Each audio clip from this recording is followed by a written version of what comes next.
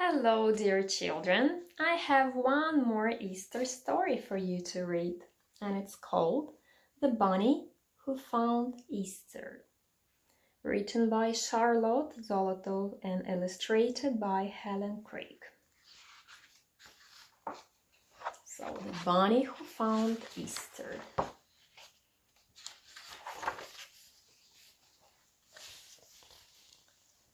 One day, a little bunny woke up from a long nap alone under a tall elm tree. He heard the silence of the woods around him and wanted other rabbits like himself for company.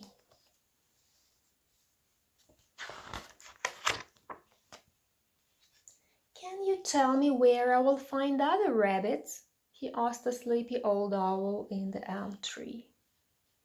"Other rabbits?" said the owl. "Why, there are always rabbits at Easter." "Where is Easter?" asked the little bunny eagerly. But the old owl had dozed off in sleep again in the bright sun. "It must be some place to the east," thought the bunny, and he set off searching.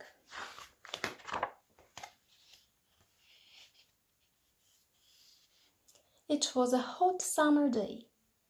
The leaves in the trees stood as still as a painting against the blue sky.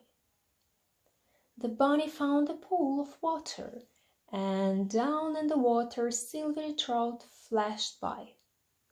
But there were no bunnies about. "Then this can be Easter," he thought, and went his way.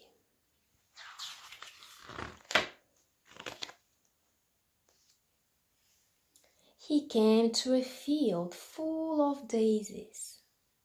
There was a hot summer daisy smell over the field, and the bunny's nose twinkled. A big slow bumblebee hung by. Bzzz. But in all that whiteness of daisies there was no whiteness of bunnies like himself. "This isn't Easter," the bunny said, and he went on. Once he was caught in a summer storm. The sky looked like night. Suddenly, a streak of lightning, the color of the stars, forked through the sky. Great rumbling rolled from one end of the world to the other. Boom, boom. The rain came down so fast that the bunny could hardly see the mountain laurel just ahead.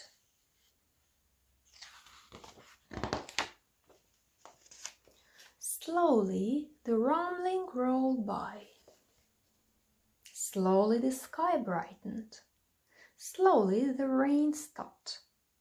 He could see the mountain laurel with the wet shining leaves, each flower cup filled with one sparkling drop of rain.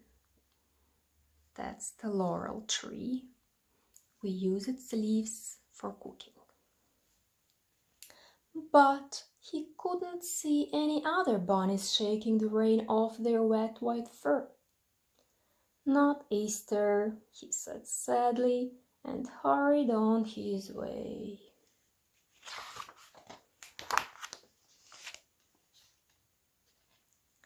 Summer was nearly over.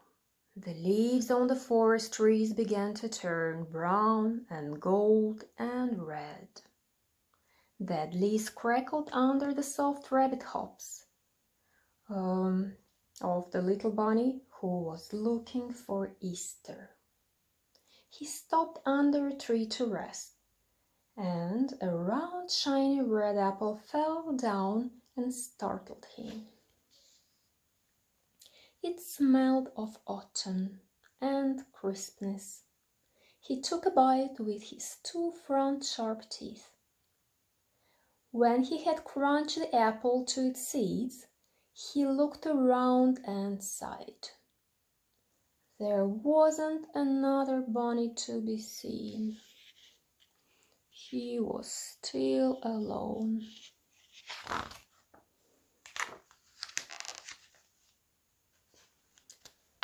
One day, it began to snow. Soft white flakes drifted down from the sky, and the air was sharp and cold and still. When he hopped through the white drifts, he left little dark footprints in the snow.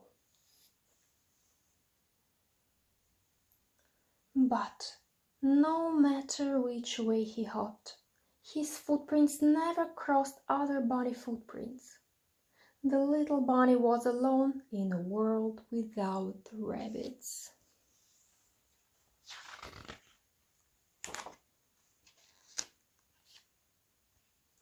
There were birds, little black sparrows like ink drops in the snow. Brown squirrels leaped about in the bare branches of the trees. Once he saw a whole family of deer slipping into the forest at dawn.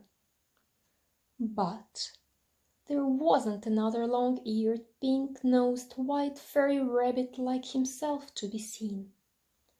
This can't be Easter yet, he thought, and his loneliness grew inside of him.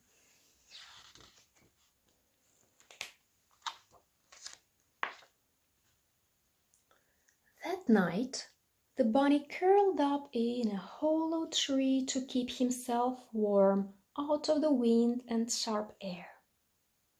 When he woke up the next morning, there was something different. It smelled. He quivered his nose and smelled hard. It smelled of greenness and warm, soft sunlight. The little bunny felt sure he would come to Easter soon. In the forest, the black twigs had little tight-curled green buds. The birds were singing high up in the trees as the bunny hopped ahead looking for Easter.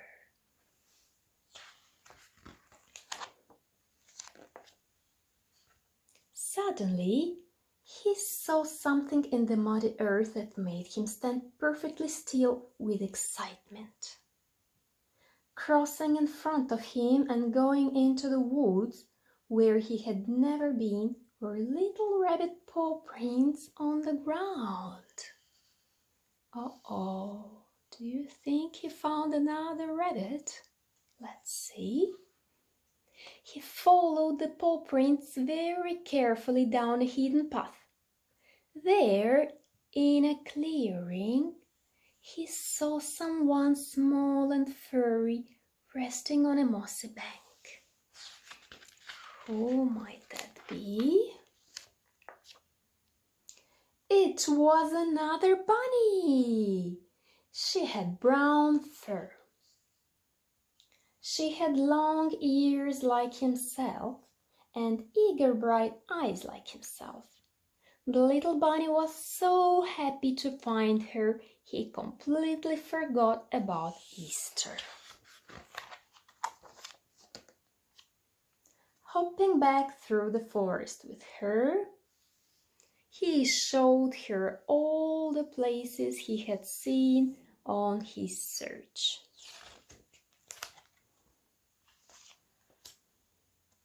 At last they came to the tall elm tree where he had first awakened to find himself alone. But now his loneliness was gone. The two bunnies were very happy together. Soon they had a whole family of little rabbits, tiny, soft, sleepy things with long, sweet ears and small, wet noses. The bunny's heart throbbed with happiness at this wonderful, earth-smelling, sunlit, bunny-filled world. "Aha!" said the old owl when he saw the bunny's family. "Didn't I tell you so? At Easter time there are always rabbits." So here is the family: Daddy Bunny and Mommy and their small bunnies. So cute. The bunny felt his little bunnies around him and the earth blooming beyond them, and all things growing. And he understood at last that Easter was not a place, after all, but a time when everything lovely begins once again. What a nice story! So happy Easter to you and your family, and have great holidays, and I'll see you soon. Bye bye!